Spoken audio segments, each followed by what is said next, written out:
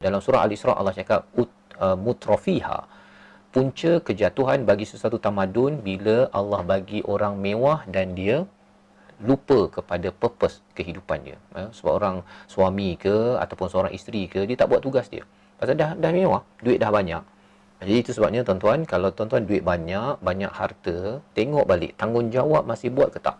Ya, ataupun bila minta tolong buat sesuatu, pemalas contohnya kan.